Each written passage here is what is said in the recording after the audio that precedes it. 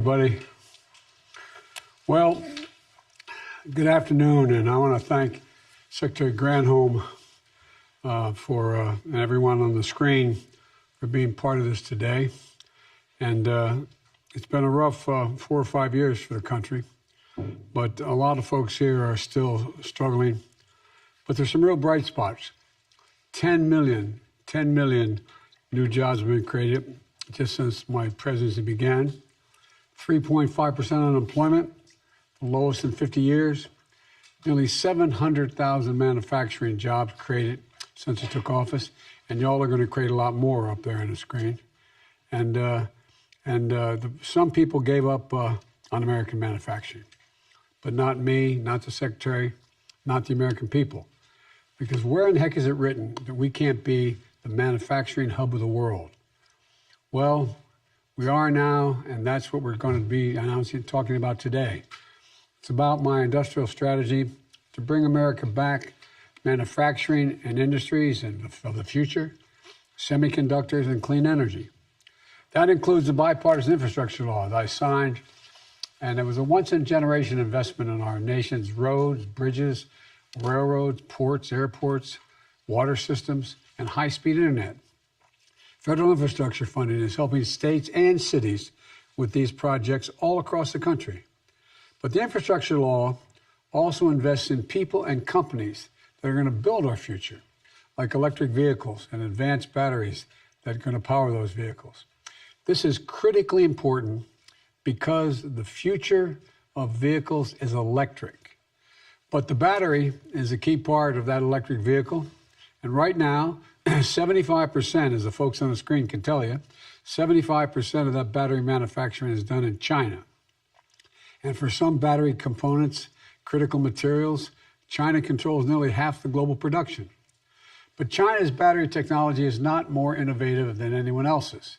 In fact, our national labs, our research universities, our automakers led the development of this technology here in America. But by undercutting U.S. manufacturers with their unfair subsidies and trade practices, China seized a significant portion of the market. Today, we're stepping up to hold, to take it back, not all of it, but bold goals and actions to make sure we're back in the game in a big way. And we're doing it right away, centered around workers and communities and building the economy from the bottom up and the middle out. Last year, I signed an executive order setting the goal of having 50% of all new cars and trucks sold by 2030 to be electric vehicles. Auto companies, unions, and the federal government are all working together to meet this goal. I signed into law the Inflation Reduction Act, the biggest investment in climate ever in all of history. It includes tax credits for up to $7,500 for folks to buy new electric vehicles or fuel cell vehicles made in America. And for the first time, you get a tax credit for buying a used electric vehicle. The Chips and Science Act that I signed into law is literally supercharging our efforts to make semiconductors, those small computer chips that power our everyday lives, including our vehicles here in America. And the infrastructure law is investing $7.5 billion to build electric vehicle charging stations all across America. So finding a place to charge up your vehicle is going to be as easy as pulling into a gas station. So earlier today, I talked about our efforts to keep gas prices down at the pump without delaying or deferring our transition to clean energy. Electric vehicles are part of that plan. And since I took office, electric vehicle sales have more than tripled. But with more electric vehicle sales, the demand for batteries and the critical minerals that go into those batteries has grown and is going to continue to grow. In fact, the demand for critical materials is set to skyrocket by 400% to 600% over the next several decades. The demand for minerals like lithium and graphite is expected to increase by as much as 4,000%. Some see a challenge, but we see an opportunity, a real opportunity, to shift to a net zero sum carbon world in one of the most significant economic transitions since the Industrial Revolution. That's not hyperbole, that's a fact. We're also confronting it head on with American ingenuity and American jobs. That's why my infrastructure law invested over $7 billion in battery supply chains that are going to bolster U.S. capacity for processing, manufacturing, and recycling critical minerals like lithium, nickel, and graphite. And that's why today I'm proud to announce $2.8 billion in awards to 20 companies represented on this screen across 12 states funded by the infrastructure law to build electric vehicles in a battery future here in America. Nearly 200 companies applied for these grants. Only 20 were selected, from Georgia to North Carolina to Nevada to the state of Washington. We have awarded this funding, and we've asked companies how they're going to partner with community colleges, minority-serving institutions, labor unions, and local organizations to provide job training for workers and benefits for the whole community. Together, these 20 companies are going to build new commercial-scale battery production and processing facilities all across America. They're going to develop lithium to supply over 2 million vehicles every year. And that $2.8 billion investment is going to unlock billions of dollars in private investment from these companies. That means the projects are going to generate $9 billion total for American manufacturing and the battery supply chain across America. That's going to create thousands of good-paying jobs, many of them union jobs that require college degrees, that don't require, I should say, college degrees. You know, on top of the $9 billion, since I became president, other companies, including GM, Ford, Honda, Siemens, have announced over $100 billion in new investments to produce electric vehicles, batteries, and charging stations here in America, creating thousands more jobs. Today, I'm announcing the launch of the American Battery Materials Initiative. It's going to coordinate the effort across the federal government and work closely with the private sector, labor unions, tribes, community organizations, and our partners and allies abroad.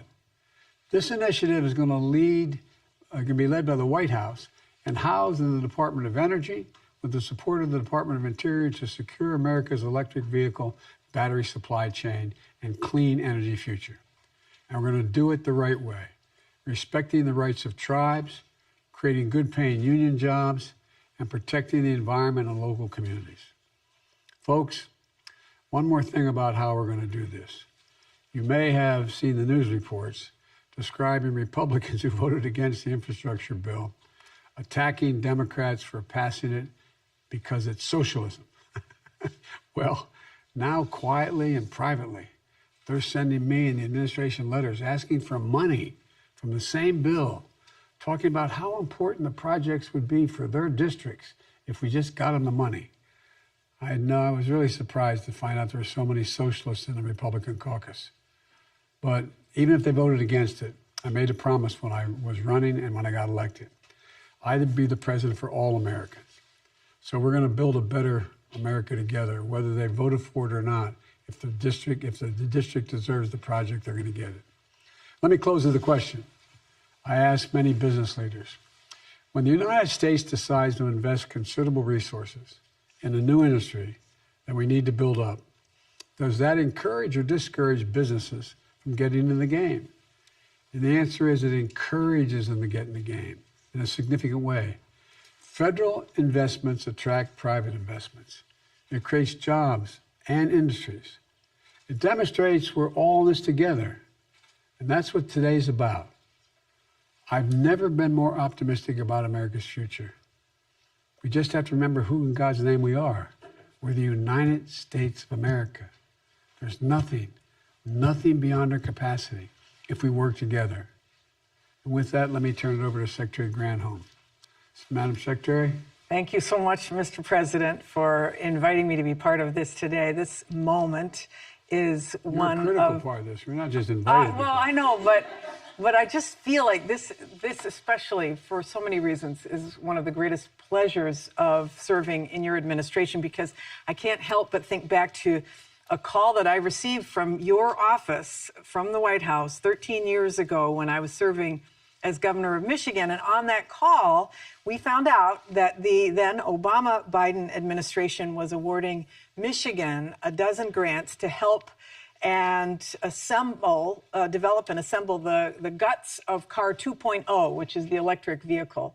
And I remember telling my staff then, this is a game changer for us. Our state's economy, as you know, because of the bankruptcies, was at rock bottom amid that crisis. But you lifted us from our knees and saved us, gave us opportunity. And that opportunity now being reflected in the next step of battery making in America. So the commitment to have us head where the globe was heading, into clean energy and to these new jobs, good paying jobs that it could bring. Those grants at that time generated thousands of jobs for Michigan. They gave confidence to the industry, helped us develop a renaissance. So imagine what these grants are going to mean for these communities that are represented here. It is, I'm just so honored to be part of this, because the companies behind these projects believe that with this agenda on the books, this is the time to bet big on a clean energy boom that's made in America. They're putting their own investments on the table to help build up this battery supply chain that we need to make this all-electric future of transportation real. And together, we're seizing this opportunity together to boost American competitiveness and strengthen local economies and create 8,000 jobs, good-paying jobs all across the country.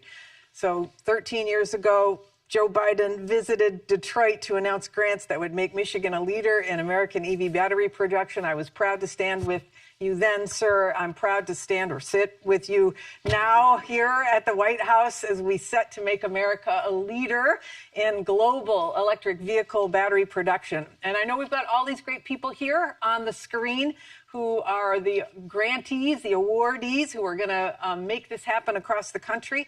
I want to ask a couple questions and, of course, invite you to participate, sir, as you see fit. Let's start with Phil Brown. Phil is the president of ICL Group's Phosphate Specialties Solutions. And Phil, my understanding, you're there in St. Louis, that your St. Louis plant is going to employ more than 150 people. And I wonder if you can tell us about the work that you're doing there with unions and make sure that the folks in the surrounding community can take advantage and can access these good-paying jobs. Absolutely, Secretary Granholm and President Biden. We are excited. We really are excited. St. Louis has a rich history of manufacturing, and we have a big part of that, and we are really proud to be a part of that. We've been manufacturing here on the Mississippi River for over 140 years in South St. Louis, and we're excited to bring these 150 new manufacturing jobs with the support of our local union. We have our union president, local union presidents, Mark Smith, here with us. We've had great support with them and the local community around this project. And, we're also going to bring a couple of dozen STEM and science engineering type of roles. And we're doing a lot of outreach with the local community to make sure that those jobs are coming from our local diverse communities here in St. Louis. Phil, you mind if I ask you a question as well? Absolutely. Understand this plant's the first of its kind in the United States. How's this plant going to strengthen our battery supply chain in the United States? Absolutely, and you're absolutely right. This will be the first of its kind in the Western world to produce lithium iron phosphate. And it's really going to utilize our abundant resources that we have here in North America and the USA to develop a secure supply chain that the entire industry can rely upon, that they can get the materials that they need to make their investments to develop the further downstream products from where we will start. It's expected that lithium iron phosphate will be something like 30% of the cathode types of lithium batteries in the future. And that's huge. And it's important that we show the support from ICL's perspective, you've shown the support from the US government side to support those clean energy initiatives. And last, I would say the technology to produce lithium iron phosphate was invented here in the US, and it's time to bring the manufacturing of it back to the US as well. I have one more question, if I may. One of the things that has excited me about what we're doing here and beyond is that a lot of these jobs are going to be good paying jobs that do not require a four-year degree. Are you reaching out to the community colleges? You're reaching out to the community writ large to let them know that they could qualify for some of these jobs? Absolutely. We have a number of different ways that we work locally with civic organizations, student-based organizations, community colleges, our local unions, to make sure that we're recruiting, training, and enabling those people for these jobs. We work with organizations like Construct Reach that reaches out to high school students coming out of school to make sure they're aware of manufacturing jobs and construction jobs, that they know what the opportunities are. Our partners in this project as well, people like McCarthy, we have aligned goals around those things. They're great supporters of pre-trade union programs, apprenticeship programs, and we'll be working together with civic organizations like Greater St. Louis, who was part of the Build Back Better plan and putting forward a plan for St. Louis as part of that, and making sure that we're reaching out to our local communities and making sure that we represent the diversity of St. Louis in these projects. Well, that's great to hear, Phil. Thank you very much. All right, that's so awesome. Thanks, Phil. Let's now go to Kimberly Medford, who is the president of NTEC. Kim, I know that your company has plants all across the world and you produce battery separators. Lots of places to invest across the globe. Tell me, why is NTEC choosing to scale up operations in the United States?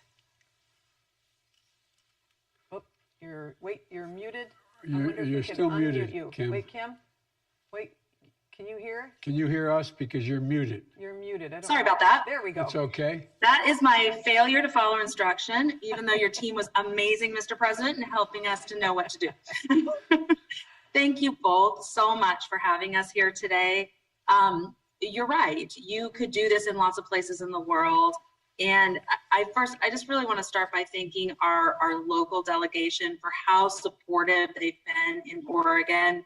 Senators Wyden and Merkley and Congressman DeFazio and Schrader and the whole Oregon delegation have been just amazing teammates in the overall effort to really spur the U.S. to a leading role in the global adoption of clean advanced battery technologies. You know, we've all experienced supply chain disappointment in the last couple of years, driven by foreign imports. Investments in trusted U.S. supply just simply mitigates these risks. We want to be part of creating more American jobs, producing the most advanced technologies for batteries in the world to the cleanest environmental standards right here in the United States. We need to build our supply chain that our customers and the American consumer can really trust. We experienced great growth since we started building separators for lithium batteries back in 2001 in Oregon, and our early success was in China. So we primarily exported until about 2013, when there was a massive decline in our sales because China, through state-sponsored competition and high tariffs, made it really, really difficult, if not impossible, to compete. But we continued to innovate. We did that in the United States, and we just remained confident that the U.S. domestic lithium battery market and the EV market would develop here, and here we are. So the strong support from you, from your administration, is exactly what we've been hoping and planning for. And now we get the fighting chance to compete globally right here from the United States with American operations.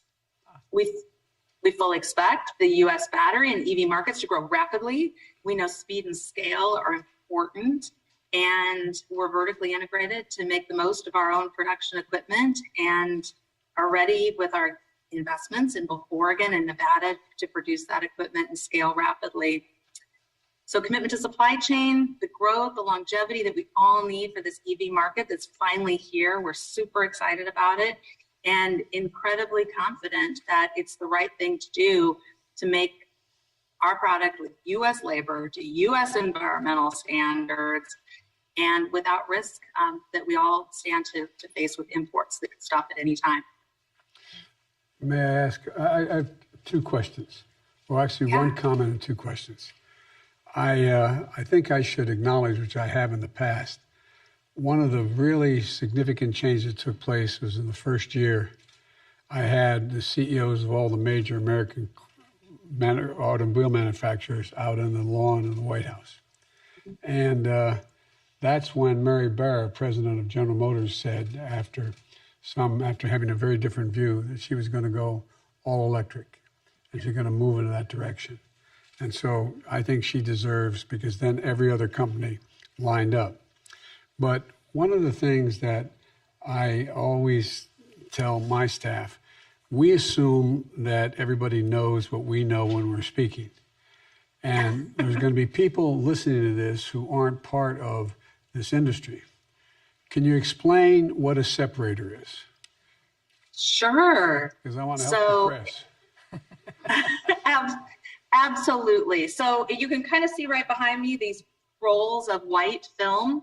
So a separator is the insulator that goes between the anode and cathode in the lithium battery. It allows for the ions to flow, but it protects those two components from touching, which we all know is a bad thing. It creates at a minimum a short, at a maximum a fire. And so it's a very important insulator, and that is what we make. Thank you, Madam President. You're welcome. Awesome. Great. Thank you, Kim.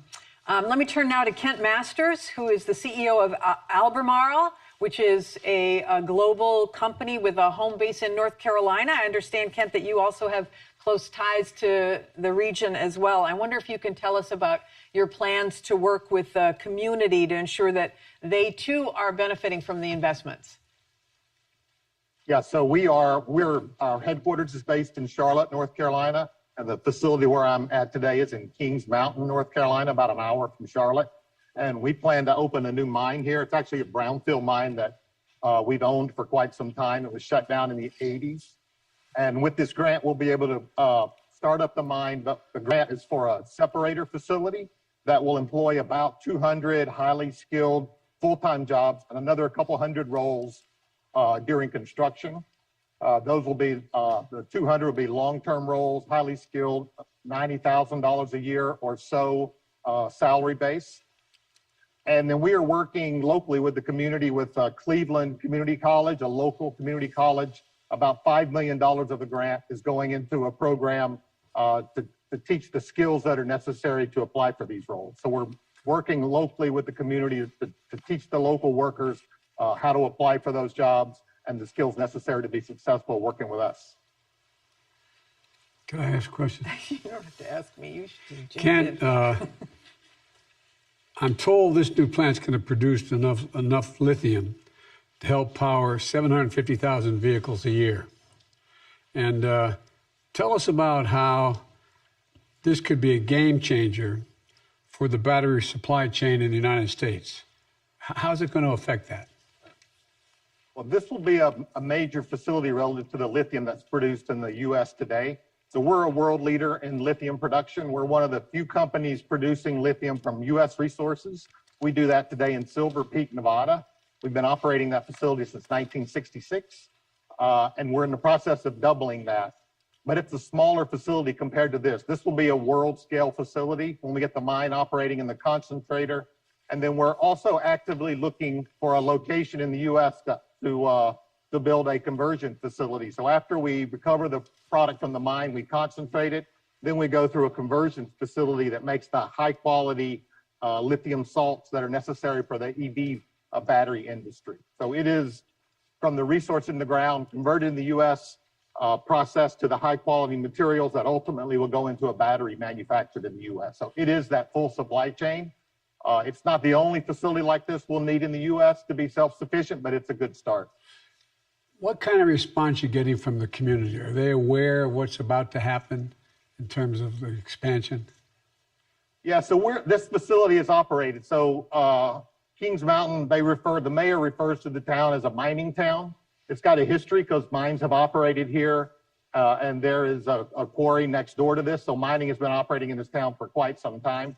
We've engaged with the community. So we mine in other parts of the world, and part of our DNA in the organization is to engage with the local community and bring them along with the project. So we're in the process of opening a storefront in Kings Mountain, the downtown area, where we'll hold town halls. We've had a couple of town halls, but not in that facility yet.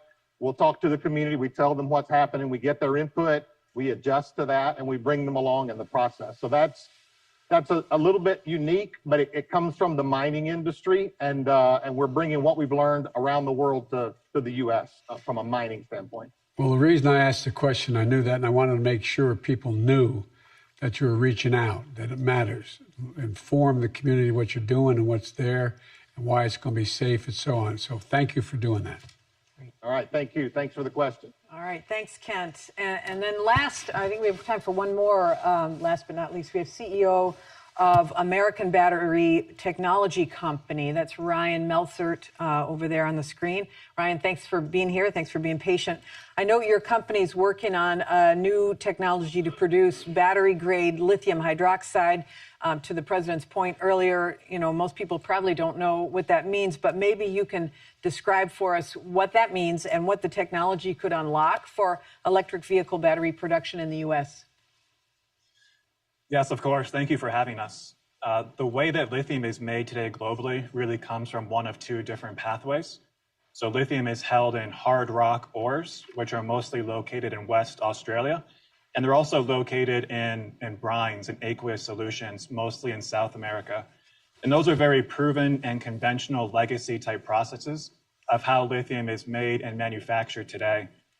Like was just mentioned, unfortunately, the US is almost a non-player in the lithium game. Less than 1% of all lithium products made globally are made within the US. And part of that is because we don't have large amounts of those conventional types of resources. So instead of trying to follow the footprint of what other companies are doing, we looked at different types of lithium deposits. So within Central Nevada, there is a type of deposit that contains very large amounts of lithium that's called a sedimentary claystone deposit. But to date, nobody has ever been able to extract lithium from it in an economically competitive fashion. So over the past few years, we've been working to develop a ground up new type of process that can make this type of battery-grade lithium hydroxide from this new type of abundant domestic US resource. About 2 years ago, we won a different Department of Energy grant at the R&D level to really prove out this technology. And now through this next set of funds, we're building our first commercial scale lithium refinery in Central Nevada that will really expand the types of resource base the US has access to and will help get the US back in the game of providing domestic battery materials. Let me ask you a question. Tell us about why you're confident in the outlook for the U.S. battery market. Why are you confident? Because we're investing a lot in you, but you're also investing in a hell of a lot. We definitely are, and we appreciate your investment and your confidence in us. I would say that over the past 5 to 10 years, there have been large amounts of multi-billion-dollar electric vehicle factories made in the US, large amounts of multi-billion-dollar electric battery facilities formed in the US. But if you go one step upstream of that, almost 100% of the materials that those facilities source come from outside the US. So those vehicle and cell factories, if there are natural supply chain disruptions, if there are political disruptions, all those multi-billion-dollar factories become starved of feed and really cannot produce anything that they're trying to make. So it makes the US and the US industry very vulnerable to be that reliant on outside materials. So the built-in demand is already there in the US. We have great relationships with the cell manufacturers and the vehicle manufacturers who are really hungry to buy these materials from US-based resources.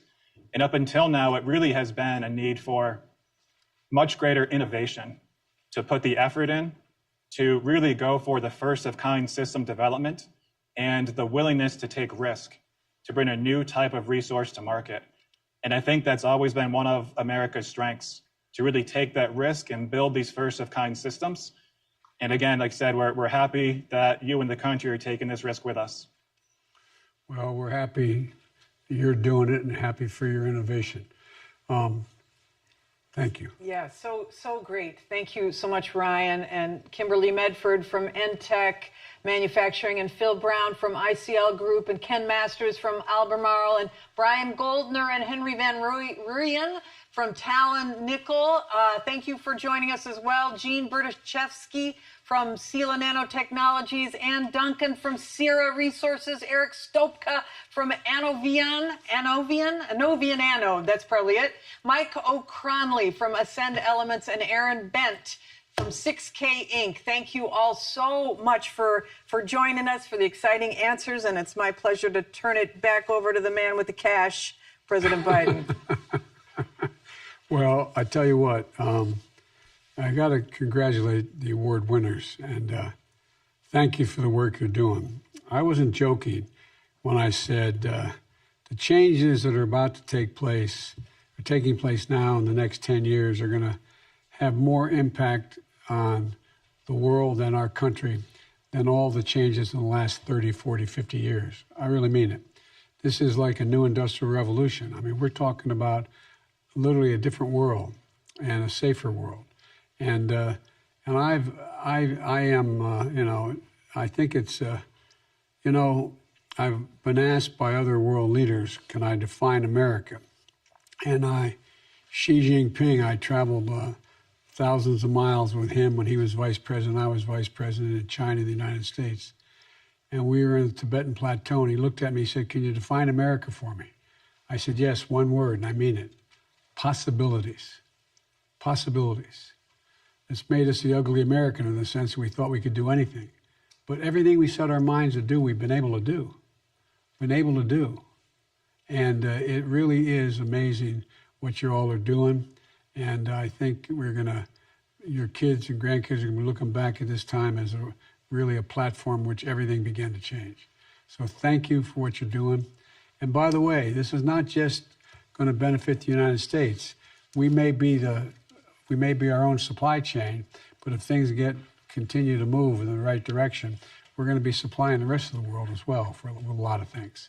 So thank you all so very, very much. I can't tell you how enthusiastic I am about the promise you're all providing for us or what we're going to be able to do. Thank you, thank you, thank you, and thank you, Madam Secretary. To meet with Xi Jinping, sir, when you go to Asia?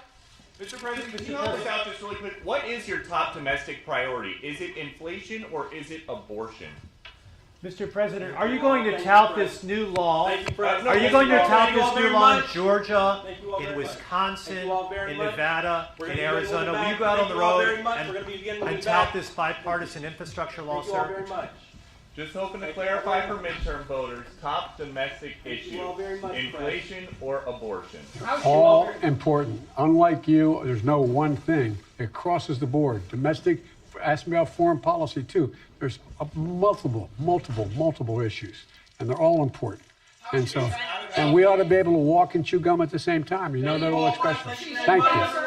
Thank you. How should President Xi receive today's announcement with these battery grants? Thank you all very much. Thank you. Thank you for your time, Mr. President.